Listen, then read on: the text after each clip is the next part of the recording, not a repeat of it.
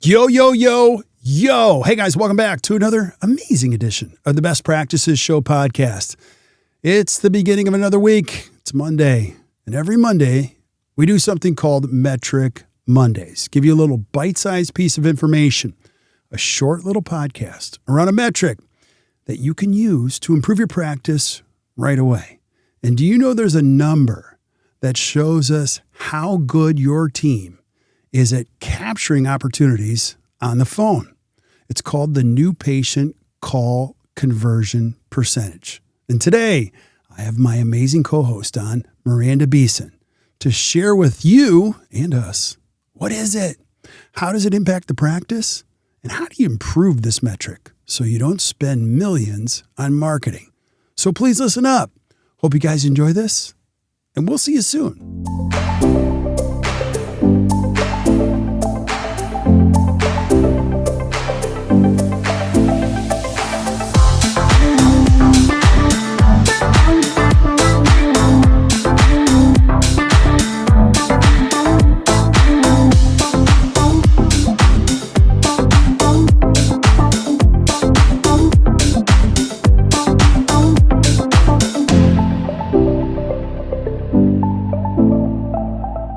Hey guys, welcome back to the Best Practices Show podcast. It's the beginning of another week. It's Monday, the beginning of an amazing week, hopefully for you. And every Monday, we do something called Metric Monday, a short little bite-sized piece of information with a podcast with a brilliant coach. And her name is Miranda Beeson. And we're going to help you today with a very, very important metric and send you on your way to improve your practice and your life. Miranda, welcome back. Happy Monday. Hi, happy Monday to you. I'm glad to be back. I'm glad you're back too, because I get to learn. You guys, what you guys don't know is Miranda runs the show behind. She's our director of education. She's a brilliant speaker. If you haven't had her speak to your study club, you are missing out. She is brilliant. And the secret to life is to surround yourself with brilliant people. So I'm learning just like you today. So Miranda, what are you going to teach all of us today on Metric Monday? Well, I have a metric today that probably isn't talked about as often as a lot of the other ones are, but it's really important, especially if you're trying to build your practice or you're in a position where you're differentiating your practice and really trying to get the avatar patients into your practice and into your schedule. So today we're going to be talking about new patient call conversion percentage. So this is a metric that really ties directly into your marketing efforts. And we're leaning into some new patient metrics for a few weeks in a row here. So this one in particular is measuring the percentage of the new patient calls that your practice takes that turn into scheduled appointments. So it's tracking how effectively your front office team is turning those inquiries into scheduled visits. Now, there's some caveats within this percentage based on what you're trying to do within your practice. So as we talk about this metric, we'll dig into what those are. But most importantly, we're looking at really ultimately just the effectiveness of those new patient calls and how consistently are we converting the inquiry or that new patient caller, that prospective new patient, into a scheduled appointment. Yeah, but we get them all, so we don't need to track this. I'm having fun with you guys. Well, and so I'm glad you brought that up because in some practices, people really are just anyone that calls to schedule a new patient appointment, we're going to take them. And in other practices that maybe have some core competencies or they've differentiated themselves in a way where they're leaning into a particular style or type of practice, there's going to be a lower percentage of call conversion because we're going to actually say no to some of the patients that call that want to be a part of our practice if they're really not a right fit. So we'll lean into a little bit of the details and nuances of some of that while we talk about this today. I love this one. So let's talk about the why. Why is this so important? How does it impact the practice? So this number is going to reflect both the team's phone skills and their ability to close and or capture those opportunities. So you can spend thousands upon thousands of dollars in marketing, but if when a caller calls, they don't feel welcomed, understood, confident in scheduling, if we don't ask them to schedule, we don't close that call with the request to schedule or that directive, then we're losing potential patients before they even have a chance to walk through the door. A lot of our practices will think that that's when we win the patient over, is when they actually show up. But there's so much to be said about building trust and building relationship from the actual phone call. And a phone call can sound very different from one practice to another. I've listened to a lot of them. And a big key factor is like guiding that caller into the right path or through that conversation in a way that directs them into the schedule when that's appropriate. A strong conversion rate means that your marketing dollars are working for you and that your schedule is filling efficiently. You're growing with patients who are ready to commit. And if you're doing this well, you're growing with the right type of patients that you want in your practice as well. A weak or a low conversion rate is going to mean wasted leads, wasted dollars, higher cost per new patient acquisition, and ultimately slower growth. Now, the caveat here is that you might not be trying to grow rapidly. Like I mentioned, there's some practices that they want every potential new patient they can to walk through the door. Maybe you're a startup general dentist, you're newer out of school, you're like, I just need some patience. Like I will lean later into getting the right patients, but for right now, I need some butts in the chair. Okay, well then we want to make sure that that conversion rate is really high and we're going to see a little bit of everybody.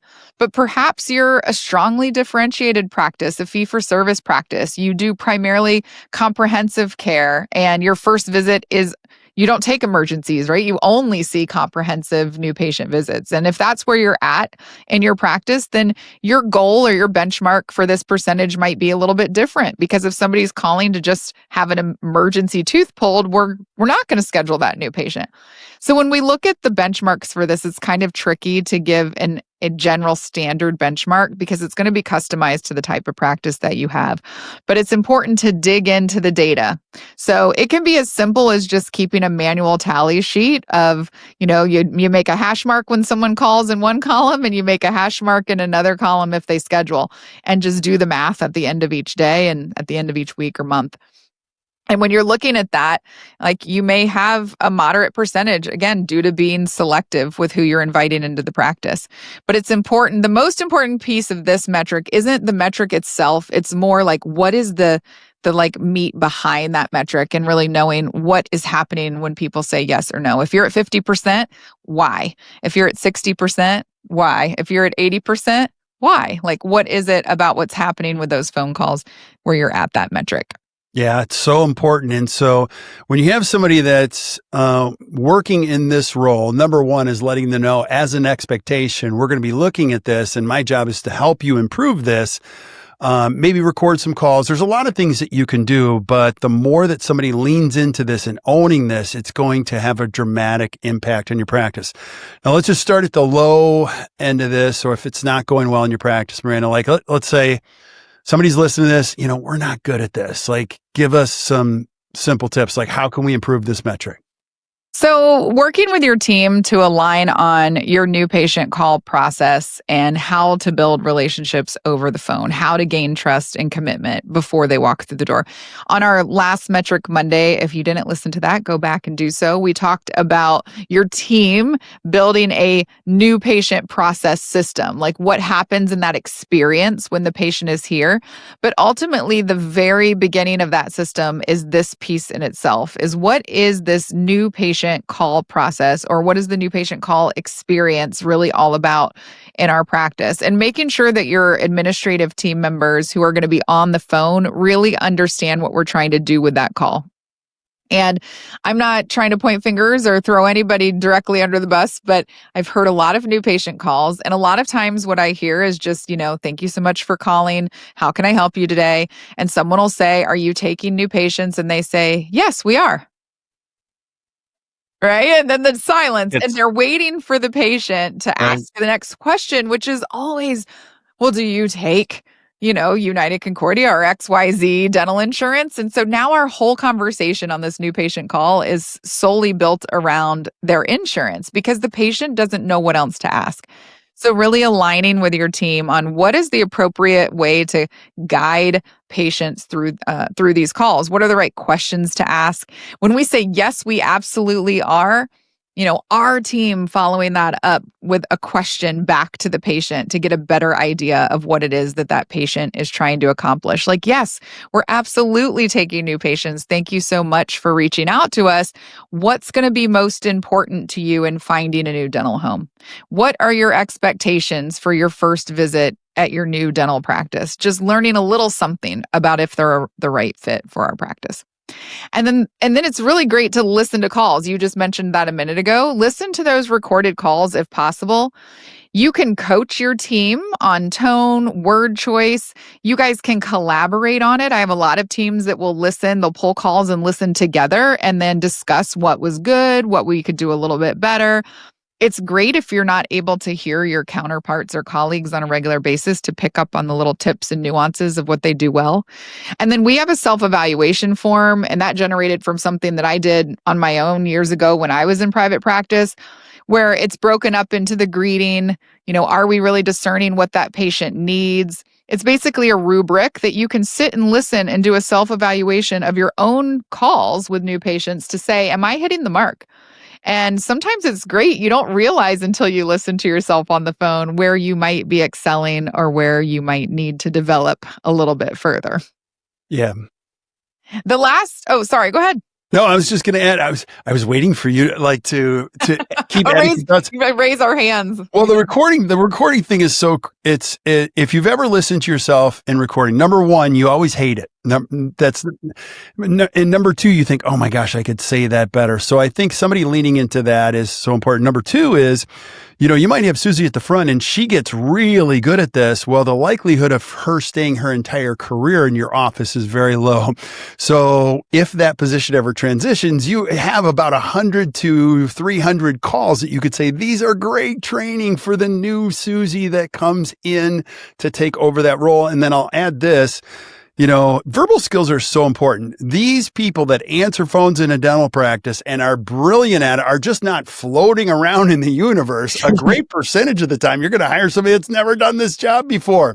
And so you might be starting at zero. That's okay. And that's why you have to have help doing this. Now, I'm biased because we have a lot of resources back there, but you could certainly create your own resources so that you're constantly reinforcing an environment of learning.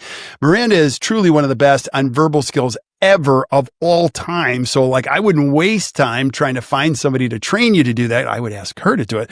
But keep going. Other thoughts? Kirk, I was going to say to that point, I started out in hygiene right out of school and I transitioned to admin. These are not me, and the phrases I use and the words that I use are things that I've just picked up my own self through learning videos, webinars, audiobooks, just really seeking to do a little bit better or change that dynamic. And we have to remember too that our team they only know to mimic what they've heard or experienced. And so if they're just mimicking or experience when they've called a dentist or when they've called a medical provider or a veterinary clinic or your cable company or where, all these customer service calls that we might be making, majority of them are not wowing us.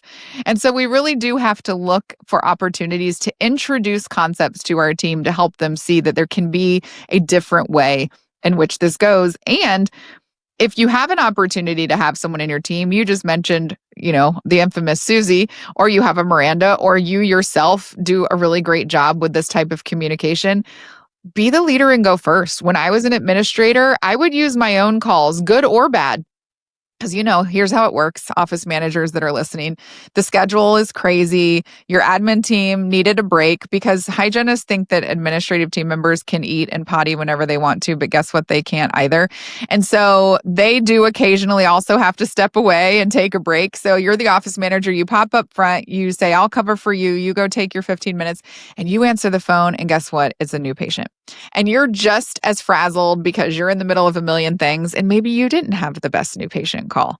And you can use your call when working with the team. And, we always say the leader eats last, whatever, all those phrases. But if you're the leader and you put your vulnerability in front of the team, hey, let's all rally around this call that I just took.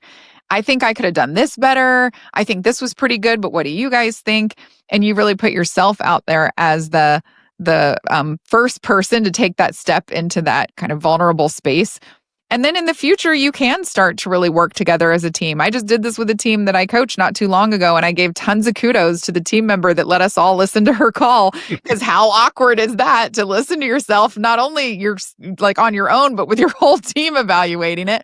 But the team did fantastic, and they were super supportive of her and really learned a lot from each other about how they felt like the call could have been improved. And I'll just say, dentists listening, if you've ever taught someone to do photography, I use this example all the time. If you're teaching someone to do photography and the picture didn't turn out just right, and you ask them, tell me a little bit about this picture and what you think you could do better, and they say like, well, I think it's pretty great, and it's not, you're in trouble.